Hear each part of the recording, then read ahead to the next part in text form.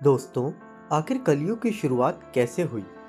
आइए जानते हैं इसके पीछे की कहानी।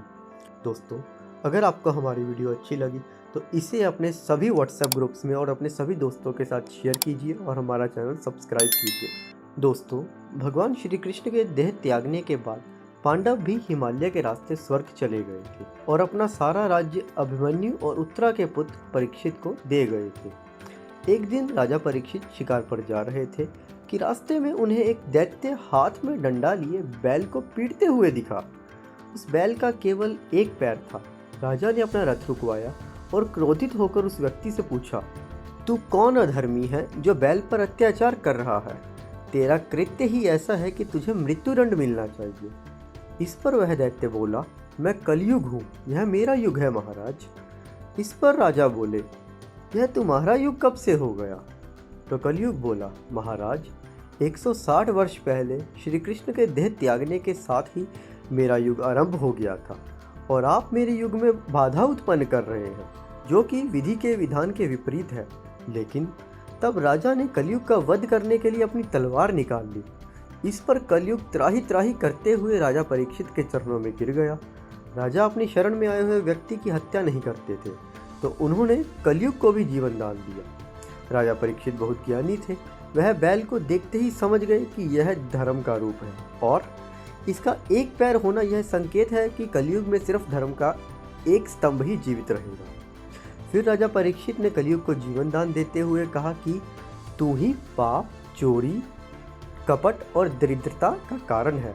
तू मेरी शरण में आया है, इसलिए मैंने तुझे जीवन दान दिया है।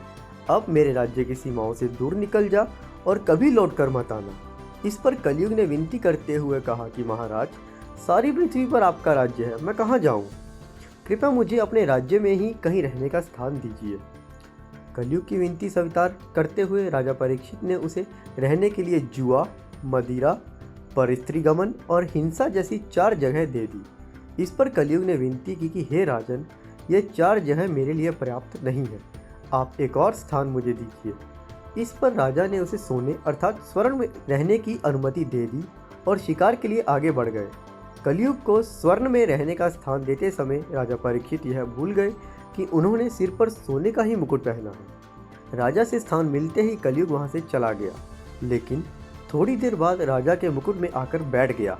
शिकार तक करते करते रास्ते में राजा को प्यास लगी और वह शमीक ऋषि के आश्रम में चले गए। उस समय शमीक ऋषि ध्यान में लीन थे और राजा द्वारा पानी मांगे जाने पर भी उन्होंने कोई उत्तर नहीं दिया।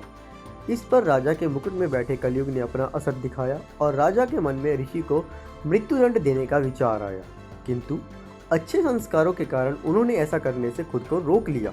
लेकिन कलयुग के बुरे प्रभाव के कारण उनकी बुद्धि भ्रष्ट हो चुकी थी और उन्होंने एक मरा हुआ सांप शमीक ऋषि के गले में डाल दिया। दोस्तों, पृथ्वी के किसी मनुष्य पर कलयुग का यह पहला प्रभाव था और उसने सबसे संस्कारी राजा को ही अपना पहला शिकार बनाया था। जब शमीक ऋषि के पुत्र श्रृंगी स्नान करके लौटे तो उन्होंने देखा कि उनके पिता समाधि में बैठे हैं और उनके गले में मरा हुआ सांप पड़ा है। यह देखकर वह बहुत क्रोधित हुए। उन्होंने श्राप दिया कि जिसने भी यह कार्य किया है वह अगले 7 दिनों के अंदर तक्षक नाग द्वारा डसने से मर जाएगा। जब शमीक ऋषि का ध्यान पूरा हुआ और उन्होंने इस बारे में पता चला कि राजा के पास सूचना भिजवाई जाए ताकि वह सतर्क हो सके, लेकिन जब राजा को यह बात पता लगी तो वह मृत्यु से भयभीत होने लगे। लेकिन अब क्या हो सकता था, इसलिए राजा परीक्षित ने सबसे पहले अपने बेटे जन्मेजय को सारा राज्य सौंप दिया और स्वयं सुखदेव मुनि के आश्रम में चले गए और लगातार 7 दिन तक सुखदेव मुनि जी से श्रीमद् भागवत पुराण की कथा सुनी। इसे सुनकर उनके मन से मृत्यु का भय निकल गया और फिर 7वें दिन तक्षक के काटने से राजा की मृत्यु हो गई और कहते हैं कि 7 दिन में ही उन्होंने स्वर्ग की प्राप्ति कर ली।